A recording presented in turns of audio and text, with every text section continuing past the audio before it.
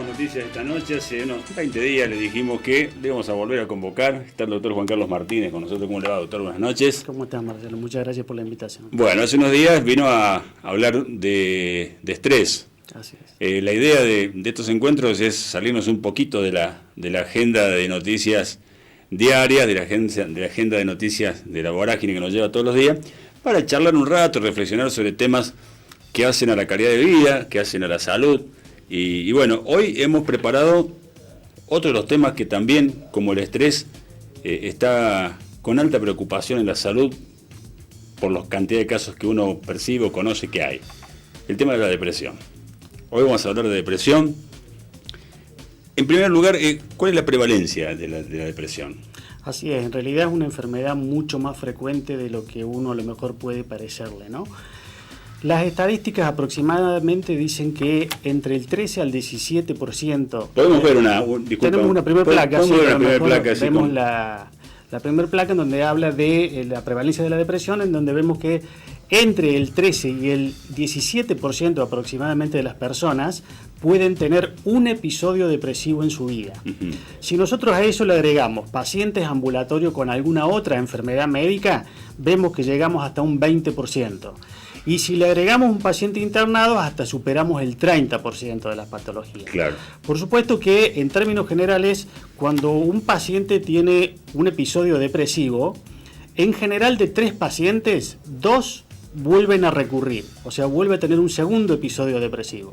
Cuando tiene el segundo episodio depresivo, tiene 70% de probabilidades de tener un tercer episodio depresivo.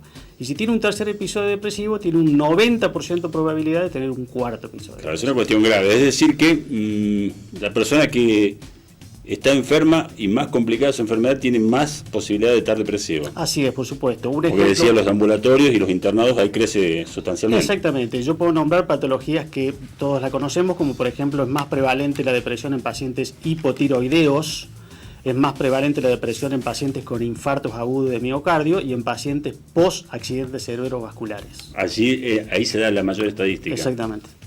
¿Y tendrá alguna relación? ¿Por qué será?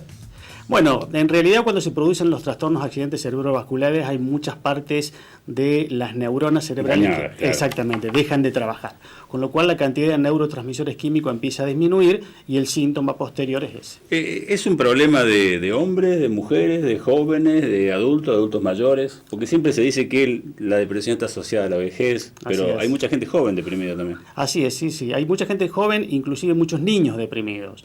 Lo que pasa es que los síntomas son distintos, por ejemplo, en los 2 polos de la vida que en el centro de la vida. Entre los hombres y mujeres, de cada 3 pacientes depresivos, 2 son mujeres. Las razones pueden ser, yo le puedo atribuir rápidamente 2 razones. Una razón que es neurobiológica o neurohormonal. Por ejemplo, la mujer en la cuarta década de su vida, que es cuando entra en el periodo perimenopáusico, tiene un pico depresivo en ese momento, con lo cual el sistema hormonal es muy influyente o desencadenante en su depresión. Como suele pasar después de un parto. Exactamente. Que también hay una cuestión hormonal dando vuelta. Exactamente, lo que se llama la depresión postparto. Uh-huh. Sí, totalmente de acuerdo. Ese es un grupo etario que en general es muy frecuente que consulte por depresión. Y el otro grupo etario son las personas de la tercera y la cuarta edad. Yo traje una placa también que me parece muy interesante, con una placa de barras, sí, en donde habla de...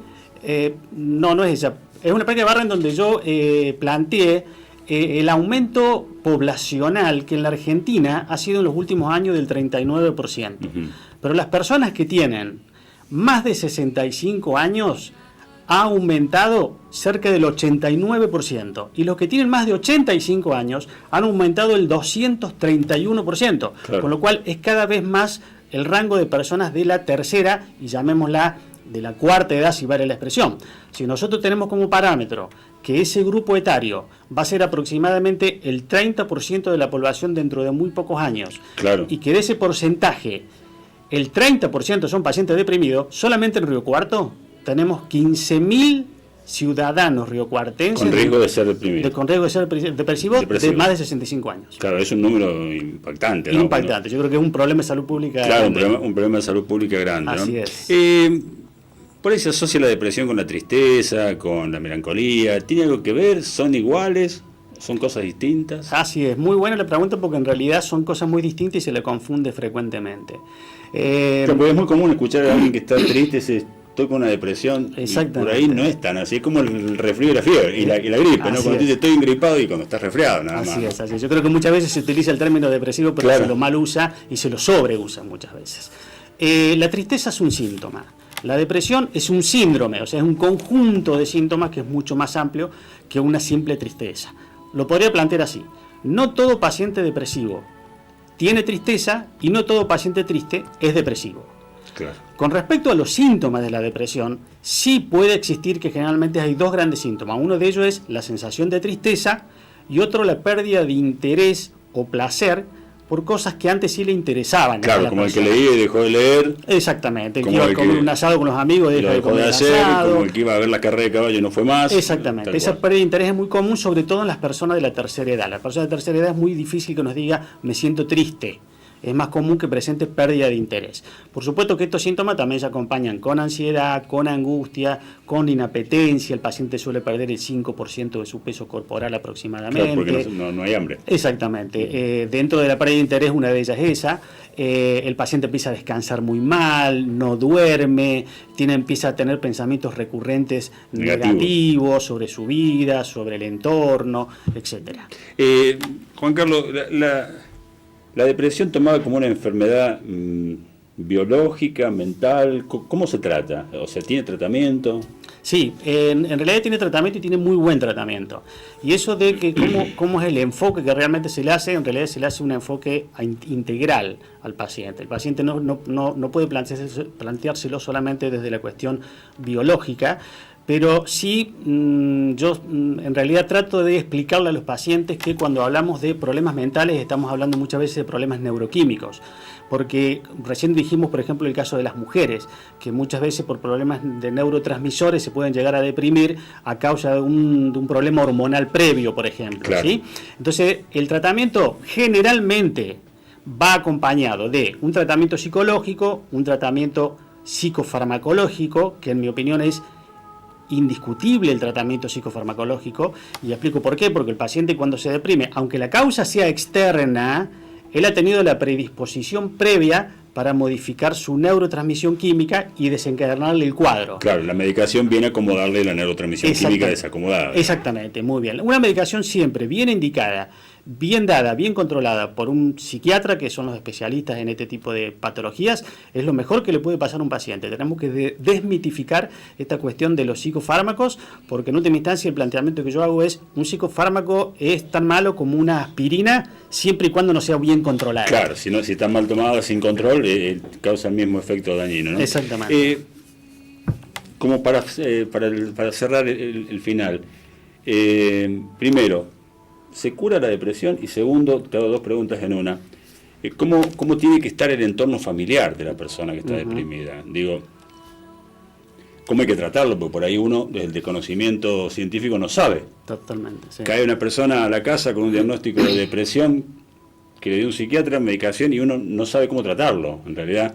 Por eso digo, las dos preguntas en una. ¿Se cura la depresión? Y el entorno familiar, ¿en cuánto puede aportar a esa cura? Muy bien.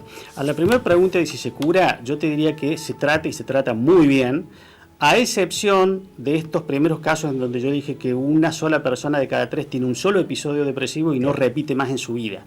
Entonces se lo trata durante ese episodio y después no repitió más, ¿está bien? El resto son patologías que tienden hacia la cronicidad, pero no es que va a estar crónicamente depresivo el paciente, sino que va a estar crónicamente tratado. Claro, ¿sí? Medicado, controlado. Exactamente. Con respecto al tema de los familiares, yo siempre hago esta aclaración, que es una frase que me gusta colocarla cuando terminamos como mensaje dentro de lo que es la depresión.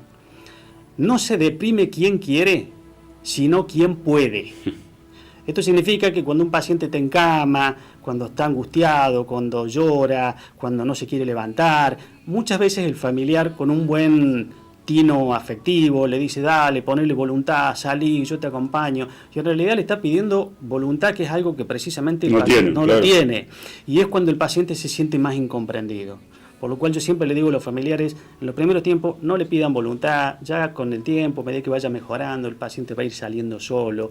Y en realidad, como está sufriendo tanto, yo siempre hago esta aclaración: no sufre quien quiere, sino quien puede.